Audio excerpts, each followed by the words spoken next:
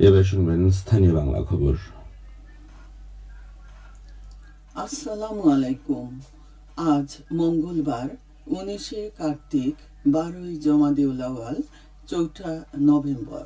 বাংলাদেশ বেতার সিলেট সংবাদ পড়ছি ফারহানা বেগম।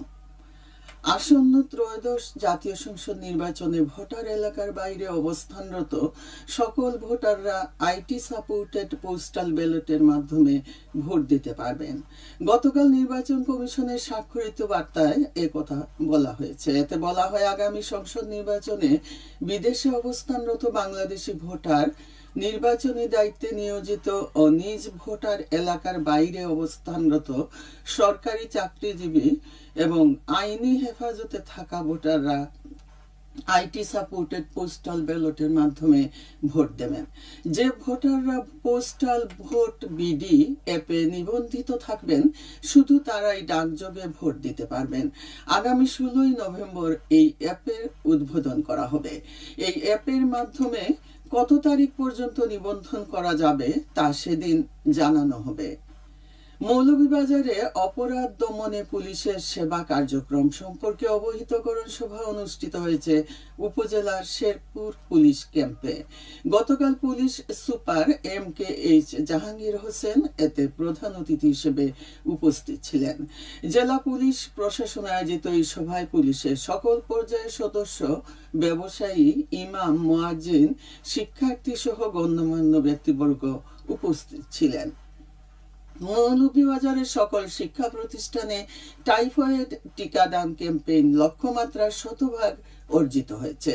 জেলার 2647টি শিক্ষা প্রতিষ্ঠানের প্রাক প্রাথমিক থেকে নবম সমমান শ্রেণীর 3,83,446 জন শিক্ষার্থীকে 1 ডোজ টিকা প্রদান করা হয়েছে। গত 1 অক্টোবর থেকে 30 অক্টোবর পর্যন্ত এই ক্যাম্পেইন চলমান ছিল। এখন চলছে বাড়ি বাড়ি গিয়ে নিবন্ধনকৃতদের টিকা প্রদান। তাছাড়া বিভিন্ন এনজিও প্রতিষ্ঠান পথ শিশুদের টিকা প্রদান করছে। আগামী 13ই নভেম্বর পর্যন্ত এই কার্যক্রম চলবে। জেলায় 5,58,824 জন শিশুকে এই টিকা প্রদানের লক্ষ্যমাত্রা নির্ধারণ করা হয়েছে। 9 মাস থেকে 15 বছর কম বয়সী সকল শিশুকে এই কর্মসূচির আওতায় আনা হবে। যাদের জন্ম সনদ নেই তারাও এই টিকা নিতে পারবে। শাহজালাল বিজ্ঞান ও প্রযুক্তি বিশ্ববিদ্যালয়ের 2025-26 শিক্ষাবর্ষের প্রথম বর্ষ প্রথম সেমিস্টারের ভর্তি পরীক্ষা আগামী 13 এবং 14 জানুয়ারি অনুষ্ঠিত হবে। বিশ্ববিদ্যালয়ের রেজিস্ট্রার স্বাক্ষরিত এক প্রেস বিজ্ঞপ্তিতে এ তথ্য জানানো হয়েছে। ভর্তি সংক্রান্ত বিস্তারিত তথ্য বিশ্ববিদ্যালয়ের ওয়েবসাইট ও বিজ্ঞপ্তির মাধ্যমে পরবর্তী সময়ে জানানো হবে। সুনামগঞ্জ বিজ্ঞান ও প্রযুক্তি বিশ্ববিদ্যালয়ের 1 বছর পূর্তি উপলক্ষে বিশ্ববিদ্যালয় দিবস উদযাপন করা হয়েছে গতকাল। বিশ্ববিদ্যালয়ের শান্তিগঞ্জের অস্থায়ী ক্যাম্পাস থেকে বের করা হয় বর্ণাঢ্য আনন্দ র্যালি। পরে অনুষ্ঠিত হয় আলোচনা সভা। এতে প্রধান অতিথি ছিলেন বিশ্ববিদ্যালয়ের উপাচার্য অধ্যাপক ডক্টর AM সারোয়ার উদ্দিন। এছাড়াও সভায় বিশেষ অতিথি হিসেবে উপস্থিত ছিলেন সিলেট বিভাগীয় কমিশনার খান মোহাম্মদ রেজাউন নবী, বিশ্ববিদ্যালয়ের ডিন ডক্টর হারুনুর রশিদ ও জেলা প্রশাসক ডক্টর মোহাম্মদ ইলিয়াস মিয়া এবং পুলিশ সুপার তোফায়েল আহমেদ। আগামী 2027 সাল পর্যন্ত সিলেট মহানগর এলাকায় পেডেল চালিত রিকশার ভাড়া পুনর্নির্ধারণের উদ্যোগ নিয়েছে police.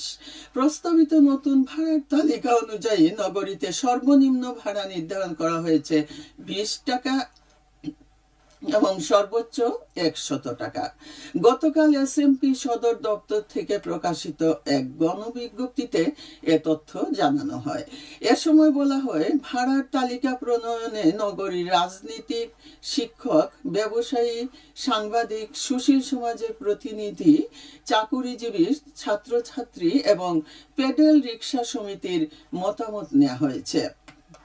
SMP commissioner Abdul Kuddus Chowdhury জানিয়েছেন, নগরবাসীর মতামত নিয়ে আলোচনার মাধ্যমে প্রস্তাবিত ভাড়ার তালিকা চূড়ান্ত করা হবে।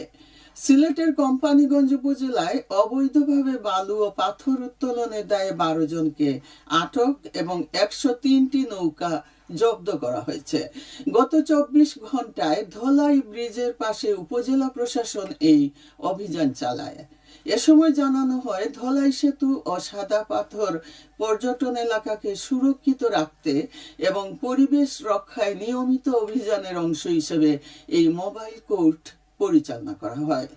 অভিযানকালে ইজারা এলাকার বাইরে, বিশেষ করে সেতুর নিচ সহ বিভিন্ন স্থান থেকে অবৈধভাবে বালু ও পাথর উত্তোলনকারীদের বিরুদ্ধে ব্যবস্থা নেওয়া হয়।